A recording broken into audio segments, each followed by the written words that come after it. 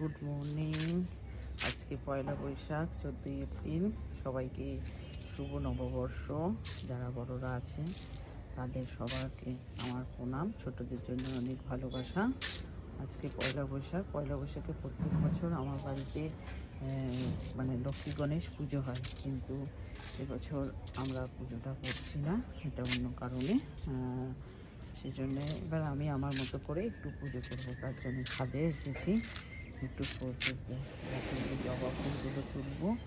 আরও কত ফুল ফুটেছে দেখো, এখনও পিটুনিয়াগুলো কি সুন্দর ফুল ফুটছে সুন্দর।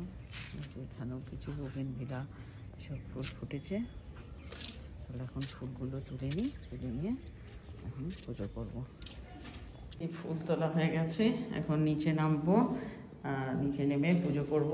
আজকে মানে এই যে অন্নপূর্ণা পুজো হয়, অন্নপূর্ণা পুজোর আজকে হচ্ছে ষষ্ঠী। ষষ্ঠীর দিনটা আমরা অশোক ষষ্ঠী হিসাবে পালন করি, সেই জন্য আজকে একটু ষষ্ঠীর পুজো ঘরে করব। তারপরে মানে প্রসাদ খেয়ে তারপরে জল খাবো। এখন আমি তাহলে পুজোটা সেরে নিই। এটা আমার ঠাকুরের সিংহাসন, সব ঠাকুর আছে।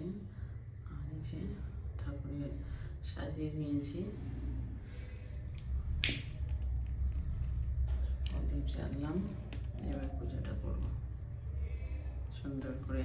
ঠাকুরের সকালবেলাতে ঠাকুরের সিংহাসন সাজালে মনটা বেশ ভালো থাকে। সুন্দর করে ঠাকুরের পায়ে ফুল দিয়েছি। আজ রবিবার যেহেতু ছেলেটা পড়তে গেছে, অ্যাকচুয়ালি এখন সব টিচাররা সপ্তাহে একদিন দুদিন পড়ায়, ওই জন্যে পয়লা বৈশাখেও ছুটি দেয়নি। ছেলেটাকে সকালবেলা ওর বাবা পড়াতে দিয়ে চলে গেছে, ওর অফিসে আজকে প্রোগ্রাম আছে, ওই জন্য চলে গেছে। তো আমি এখন ওকে আনতে যাব বলতে ও 7:30 থেকে 10:30 এক জায়গায় পড়বে, তারপর আবার 11টা থেকে আরেক জায়গায় পড়া আছে। আমি আর বাড়িতে আনবো না ওকে, একবারই ওই পড়ার টিউশনিতে ওখানে দিয়ে তারপরে ফিরবো। এখন ওকে আনতে যাচ্ছি। চলে এলাম চন্দননগরে নিতে। এখন ছেলেটা ওই বাড়িটাই পড়ছে, এই যে দোতলা বাড়িটা পড়ছে। মানে স্যারের পড়ানো এখনো হয়নি, 10:30টায় ছুটি হবে, তারপর নিয়ে এখান থেকে বেরোবো। নিচে পড়া হয়ে গেছে, একে করে সব স্টুডেন্টরা বেরোচ্ছে।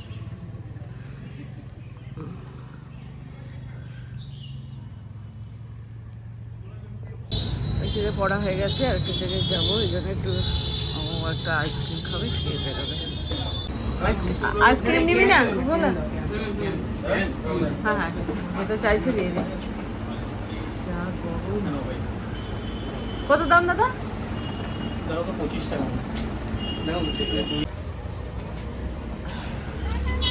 খুব ঠান্ডা। চল বাড়িতে ঢুকিয়ে দিই। আবার কটার সময় ছুটি হবে? একটা নিতে আসবো। 1টা বাজে বাড়ি ফিরে এলাম। এবার ছেলে স্নান টান করে ছেলেকে খেতে দেবো, রেডি করি খাবার দাবার করে এসে খিদে পেয়েছে, খেতে দিয়ে দিলাম। আজকে তো আমি ভাত খাবো না, ওকে খেতে দেবো। আজকে রান্না হয়েছে বেগুন ভাজা, মাছ ভাজা, ডাল, পটল চিংড়ি, চাটনি, পাঁপড় আর একটু ডিমের অমলেট। আজকে মানে খাওয়া দাওয়াটা একটু সিম্পলই হয়েছে। ঠিক আছে, ভালো আছে।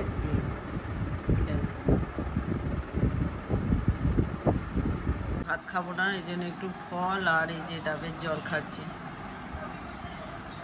ছেলের দিকে ভাত খাওয়া হয়ে গেল, ও আবার 3টে থেকে ওর পড়া আছে, ওই জন্য তাড়াতাড়ি খেয়ে নিচ্ছে। আমি একটু রেস্ট নিয়ে আবার পড়তে যাওয়া আছে, আমি এগুলো খেয়ে নিই, তারপর পরে তোমাদের সঙ্গে দেখা হচ্ছে।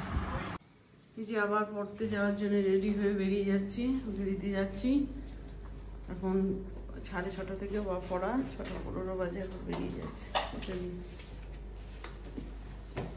সারাদিন শুধু পড়তে গেল আর এলো।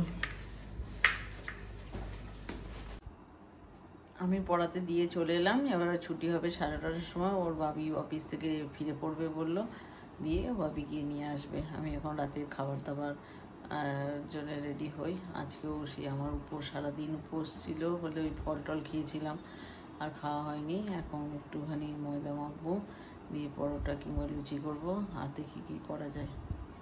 চলো এখন আমি রেডি হই রান্না বান্নার জন্যে। মেখে নিলাম। আর এই যে সাদা আলু কেটেছি, আর আলু ভাজা হবে, শ্বশুর আলু ভাজা।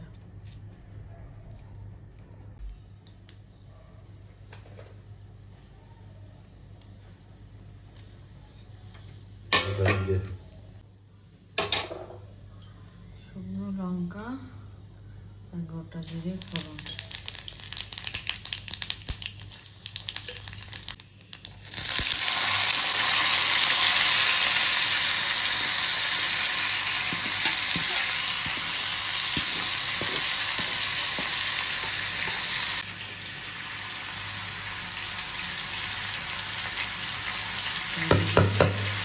ভেজে না তারপরে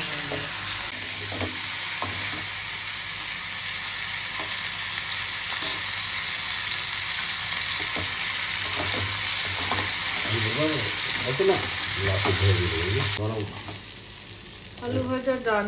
কি সুন্দর ঝুড়ি ঝুড়ি আলু ভাজা হয়েছে। আজকে আর লুচি খাবে না, আজকে করতে বললো যে পরোটা, একটু পরোটা করতে। এই জন্য পরোটার জন্য একটু এই যে মোটা মোটা করে বড় বড় করে লিচি করে নিয়েছি ময়দা। এবার পরোটাগুলো করবো।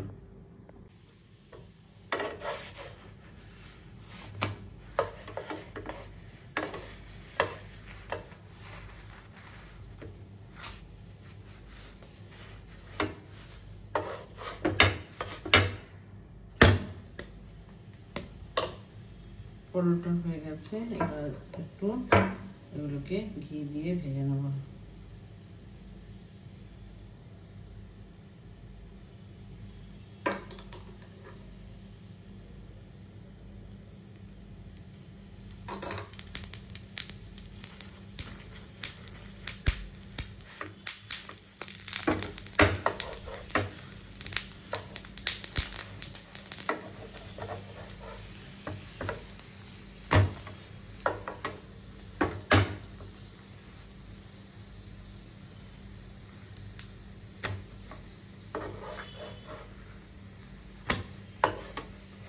অল্প একটু ভেজে নিলে হয়ে যাবে পরোটা।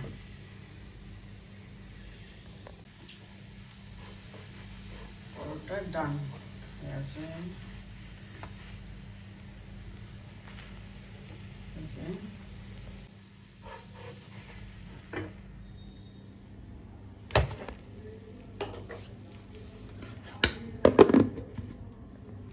আর কটা আছে করে নিই।